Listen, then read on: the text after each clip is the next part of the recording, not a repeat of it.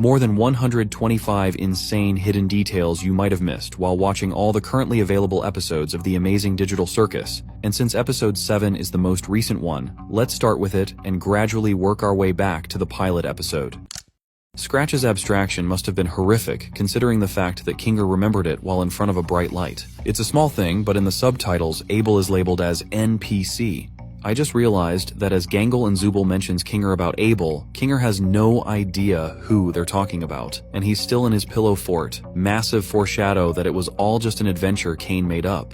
The first Chinese character that came out of the door was Egg, and the second one was Pain. The fact that they left us on a cliffhanger is wild. Anyone else notice the eyes in the paintings on the wall when they first went and talked about the plan with Jax? And I automatically remembered way Kane said, "I'm keeping all of my 100 eyes, one you," or something like that in pilot episode. When we're shown all of Jax's room, you can see a diary on his desk. So Kinger mentions a scratch as the first abstraction. Scratch or Old Scratch is an old pseudonym for the devil in Western folklore. This goes along with the biblical references of Cain and Abel. Honestly, it's weirdly nice seeing Kane be under pressure, being called out and questioned, because the tables have been turned on him for once. So when Jax was floating through that weird, colorful room, we got to see what abstraction looks like. It looks so peaceful. The Chinese room isn't a nonsense, but an experiment to make sure AI can learn languages other than English. I love how the show made a reference about facts on AI history. It has an AI character, Kane himself. During the scene where Pomni, Regatha, and Abel go to get the passes, you can see a reference to the PS2 startup screen. I love how the fish seem like old NPCs from an old adventure back when Kane wasn't as advanced. The way Abel paused after Pomni said she'd buy him a beer when they returned home. Both Abel and Kane knew they would never be able to leave. Jax got his tail back too. You can see Kaufmo's name behind some of the scribbles. Abel's face drawing reminded me of Dream. I love parallel of Jax and Gangle in this EP. It's like Jax makes it all about building character and making facade, hide yourself in character, giving up on your identity, and Gangle just expressing herself, not character, the human side, and not being chained to the mask. The Jax's face slowly turning back into his characters after showing actual human emotions really gives me chills about how tortured he must actually be inside. The fact that Zubul has stupid sauce in her eye implies that either that's simply the quickest way to get the sauce in your system, or that's how Zubul consumes food. I think the second option is funnier, so I'm going with that. I like how the butterfly thing Kinger can do kinda relates to Queenie and Regatha. Queenie introduced insects to him, since he loved her, and symbolically was the light of his life in the darkness. Hence why the butterfly is golden, shines in the dark and gives life back, and he said that Regatha gave him his life back. Jax mentions how we all just became archetypes, which makes me think back to the fast food episode where Jax told Gangle, "I like you better when you're sad," when she had her different mask. Makes me think Jax doesn't like when the others change, or differ from their script. This can also be seen in the President Pomni scene where everyone is given a script apart from Pomni. Because he wanted to see what you do, he's been trying to find her archetype. I like the hint of Jax saying people who are close to abstracting are unpleasant to be around. Meanwhile, Jax is falling apart and hiding it, and acting so unpleasant to be around. The scene where Jax was trying not to break down was so relatable. The leg bouncing, disassociating, and using the tap as white noise to drown out his thoughts was an amazing touch. The slight smile Jax gives Pomni when she hugs him before getting terrified because he knows he has to push everyone away to avoid the grief of eventually losing them. Gangle is so cute even when she say, "We need to find the Tommy gun!" The fact that Jax kept shooting Regatha even when there were no more bullets just shows how angry he really is but masks it with playfulness. The detail of Jax having a tail in this episode instead of last episode is a really good detail. Kane's eye color at the end when he glitches due to getting no votes is suspiciously similar to the eye color depicted on the cover of I Have No Mouth and I Must Scream. I like the detail when Jax is describing characters, saying Regatha is the cheerful one, Gangle's the sad one, etc. And during the entire episode it appears vice versa. Gangle is still smiling even after her happy mask is broken. Nice symbolism that she is both happy internally and externally. I'm right behind you, aren't I? Followed by the rapid shooting had me in tears. Stop! Was probably the most realistic angry yell I've ever heard. Bubbles' miserable little "help me Kane" is so funny to me. Love how Zubul is portrayed speaking about how you have to learn to love yourself even if you hate it and it seems pointless, just like how they hate their own body. Then they later take full advantage of their body and extra limbs to get an advantage. Jax stares at his hand for quite some time after pushing Pomni away, as if wondering to himself why he was so quick to reject her display of affection. I love the detail at 2556 of Pomni sharpening her teeth when saying chaotic evil together. Showing them reflecting in the fish tank is such a good detail, showing how they are stuck in the circus, like fish stuck in a tank. Jax was really throwing himself into singing Daisy Bell. Also, Pomni and Jax just happened to know the lyrics to Daisy Bell perfectly in that moment. The stargazing scene was hinted at from the very beginning of the series, with the official art piece Made by Goose. I wonder if black is Kinger's favorite color because it brings back the memory of his wife and him in the fort before she abstracted. In a previous episode, he mentioned darkness made that memory come back. When Jax was talking to Pomni under the stars, it feels different because she's not overly insane, optimistic, annoyed, or scared. She's able to express her emotions and opinions, even asking Jax directly if he doesn't have friends before Ragatha pushed it down. Breaking Bad reference. After my lung cancer diagnosis, me and my junkie associate from a chemistry class I used to teach I figured. How about you, Gangle? Hey, I wasn't done. The transition to Japanese style is so smooth, glitch artists are so talented. Judging by Ragatha's newly revealed lore, I'm assuming she's trying to be nice, because she doesn't want to be anything like her mom and doesn't want to see herself growing to be like her. Notice how Zoobles doesn't interrupt the intermission up until Jax is tormented with a reminder of his lost friend. When Gangle holds a vote to make Jax wear a maid outfit, Pomni actually votes no, showing her becoming more fond of Jax. That Kane could change Jax into a vegan is actually really scary, and Jax notices. And somehow, Zooble knows something about it, or they wouldn't act jaded about it. I personally think that the NPC got accidentally stuck there after an adventure they went on, and has been there ever since, and whilst there, they have learned about everything. August the Duck. Honestly, the way Jax talks about Ragatha at 8:52 makes me think he used to find comfort in Ragatha when he first got into the digital circus, but as time went on, that comfortable feeling he had with Ragatha disappeared. Like Gangle said, it's hard to tell when Ragatha is genuine. During the bar adventure, Jax made a failed attempt to vote for Zooble to be turned into a slug. Since it's one of the show's main inspirations, that had to be a reference to I have no mouth and I must scream. The joke where Kane zips up Zooble's lack of a mouth, which doesn't silence them, might be a reference as well. I absolutely loved Jax's facial expressions when Ragatha was talking about his lost friend and how his eyes got all big when she apologized. Such an amazing detail that really expressed the gravity of that situation. I love Kinger and how he keeps getting put in positions of authority for no reason whatsoever. The glance Ragatha threw at evil Pomni when she saw actual Pomni laugh at Jax's antics was such a good detail. She was concerned she was going to turn into her evil alter ego. When a character places the corn cob by Jax in the softball adventure, it's a reference to the meme of cats being scared of cucumbers, as he moves the same reaction as cats do when they see the cucumber, and it was the only full ear of corn in the episode. When Kane was pitching some future adventure ideas, one of his future adventure ideas was going to have the cast tour his amazing magic chocolate factory and get killed off by one from OSHA violations. This is a reference to Willy Wonka and the Chocolate Factory. Judging by the logo and the fact that Glitch Productions is based in Australia, the Jax Burger is probably called Hungry Jack's, a play on words with Jax and Hungry Jack's, the Australian equivalent of Burger King. Whenever Ragatha apologizes to Jax during the softball game, it almost looks like Ragatha glitches when she turns around. In the beginning, Kane says, "Welcome back, my candy hearts and paper flowers!" which is a direct reference to Raggedy Ann in Andy's musical adventure.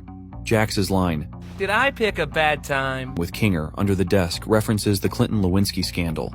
I think that the evil big tops are just opposite versions of the characters, but because Gangle already is both comedy and tragedy, it creates a kind of paradox, so instead, she's replaced entirely.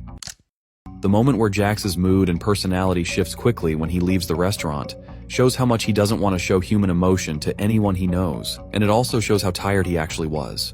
I love how Kinger is the only one that has an A+, even though he wasn't even there. I just noticed that after Gangle realizes that the clock is broken, a new clock shows up. Watch the chapter again. I noted Gangle says to Jax she has a manic episode. That explains why she started dancing, moving erratically, and fell to the traffic, and how she looked so sad when she realized what she had done. I also relate. Mania isn't being too happy. It's more of a state where you're too agitated and excited, but not actually happy. Just makes you more impulsive, more irritable, more alert, more unstable. Gangle is a perfect representation of both depression and bipolar disorder. Also on Jax's license plate in the corner, there's the numbers 1138, which is a Pixar reference because they secretly put the sequence A113 in their movies, as a reference to where most Pixar animators got their start. 113 are there, but A is replaced with 8, probably cause they sound similar. As someone who used to work in fast food, the attention to detail here was S tier. Kane mentioning non-slip shoes, those weird rubber floor mats with the holes, the little drawers for the finished burger patties. Even Gangle's line, You got time to lean, you got time to clean. I've had people tell me that exact thing, word for word. I love how confused Pomni gets when Jax acts normal towards her, like he doesn't say anything mean, asks how she is, all because he's been now traumatized by the reality of working a dead-end job with no way up. Gangle mentioning one of her previous jobs and Regatha saying that she misses her horses. In Zubal's room, you can see dice on the floor, and it has 5, then 6 on 1 equals 7, so it's another 57. I can see a book on Kane's shelf called Mat Pat Theory. The butcher adventure idea from Kane is a nod to the meat freezer running joke. Kane is weirdly obsessed with that. When Orbsman walks up to the counter, you can see he is still in his walk animation for a second. I also came up with a theory that Orbsman was one of the first NPCs because of his buggy movements. Gotta love the foreshadowing when Gangle talks about not having the time for creating manga, and then in the last scene you see her drawing it. She was projecting her frustrations. When Jax says Pomni won't be getting a unicorn horn from Zubal, it's a reference to when Gooseworks would joke about Pomni's iconic unicorn horn online. The scene where Gangle throws the mask and smiles made hit me hard. As someone with depression, it does feel like that sometimes. Like the thing that most makes you miserable is hiding those feelings, not the feelings themselves. And when you drop the act, it feels kinda relieving. Even the tragedy mask can smile. When Jax was getting brainwashed from the TV with Gangle's masks, it reminds me of the movie Halloween 3 season of the witch of the commercial mask. I noticed on Jax's name tag, it says, I don't care, which is pretty fitting for him. Plus, I definitely noticed characters from previous episodes like Gummigoo, Max, and Chad, along with the Gloink Queen and her Gloinks making an appearance too, which is pretty cool. Also, I can't believe the Gloink Queen names her Gloinks, Uzi, V, and Sin, in another dub because they are the names of the characters from Murder Drones. In the scene when Kane opens a trapdoor under Zubal, it has a sound effect that's used for the trapdoor into the incinerator in the original Charlie and the Chocolate Factory. In Kane's office, he was doodling bees on the papers. In the Polish dub, the Gloink kids' names are Titush, Romush, and Atomush, which is a reference to Titus, Romek I A Tomek, a well-known Polish comic series made by Henryk Jerzy Chmielewski. In the Dutch dub, the stupid burger is called the Brain Rot Burger. Gummigoo does come back over to Pomni and gives another goodbye. It feels more sincerer than the other greetings, making me believe Gummy does remember the gang and what happened, but to avoid being voided or hurt again, doesn't spill the beans. Jax 001 is probably alluding to him being the first one ever to enter the circus. Orbsman actually does ask for the 57. His speech is incredibly garbled, but if you listen hard enough, you can tell what he's saying. His first line is, "Hello, I'm ready to order," and his second line is, "That's right, it is me, Orbsman. Can I order the classic number 57 value meal?"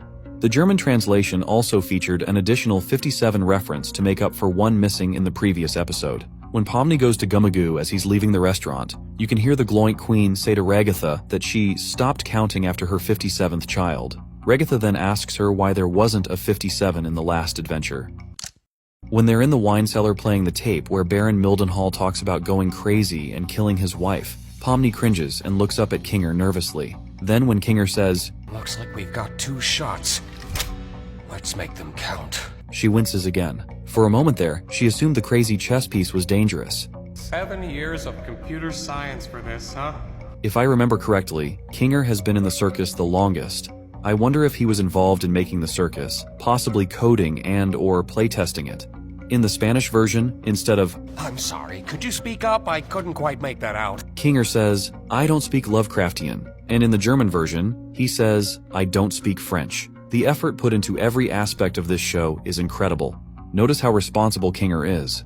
He calmed Pomni down, took charge of the situation. It made me shed a tear. It shows that out of everyone, he's the most reliable one, in the dark. I just love how irrelevant Jax is in this episode. He's constantly trying to bring attention back to himself so he can regain some control and power over the others. He's literally tied up with his mouth bound, just so the girls could enjoy an adventure their way. He even wanted Pomni to badmouth Kinger with him. He looks so upset that he isn't in control. In the Polish dub, Kane says, "So how you doing my skibbity sigmas?" I think Jax's reaction was way more justified here. I like how when Zubul says forget it, Kane literally forgets about it. An interesting detail is how Kinger blinks. Normally he blinks with one eye and then with the other. But when he was in the dark, he started blinking occasionally in a faster and more coordinated way, as if he was gradually regaining clarity, until when they were in hell he stops blinking unevenly completely, when he was completely lucid. The fact that Kinger's fort is dark is such a cool detail. He must go in there to remember things.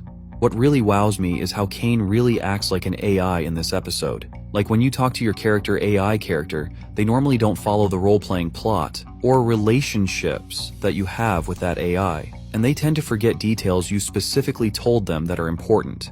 And Kane is the exact same way, where you can tell him something important, but he immediately forgets because he is only an AI and can only really respond and not memorize. I liked how he called the creature honey because it reminded him of his wife when she was abstracted. All the eyes, glowing in a dark location. The best part about Kinger glowing when he holds his breath is in the scene where they hold their breath while walking through hell, is that Kinger looks and feels like an angel guiding Pomni because he glows. Bubble is speaking in reverse and says, I can't wait for all the children in the audience to get horrible nightmares from the monster. I love how Jax just casually stands on the top of the falling truck defying physics out of spite. The fact that Kinger remembers stuff just from having a metal bucket in his head shows how good the dark is for him. Love the detail of the teapots being there. For those who don't know, it's a joke where people usually use teapots to test lighting. I like how you can see Pomni's anxiety and fear of being seen as nothing melt away when she realizes how much the rest of them care about each other, including herself. The funeral proved her own nightmare wrong, and while she is stuck here, she doesn't have to be secluded and alone. Gummy Goo causally looking in binoculars even though his eyes are on the side of his head. Just how Gummy Goo's partner lay his head on his back, it's just adorbs. The fact that it's Kinger who says, Pomni always seems to miss the big loopy monsters, makes the foreshadowing even better. You can see Jax bring sad for a few seconds, meaning he does care for the abstracted ones. The sad face in the entrance to the Candy Kingdom. Bubbles tries to quit smoking bubbles. Truly based. Their little dance on the background kills me. During the part where Bubble swears, if you set the audio track to Hindi, it actually won't censor the audio, and you can hear what Bubble was actually saying. I'd become a dentist and pull everyone's teeth out. Then the money's mine and the candy is also mine. I wonder if Kinger's keeping his eyes closed so that he can try to be as coherent and sane as he can be for the funeral. I just noticed this, but in the background, you can see an NPC shaking another NPC, causing them to lose their head, and the other NPC panics. Jax seems to play along more than anybody else. He mentioned that they'd need to work Pomni into the song. He suggested Kane do an adventure. He was glad to receive the reward. He seems to accept the way things are the most.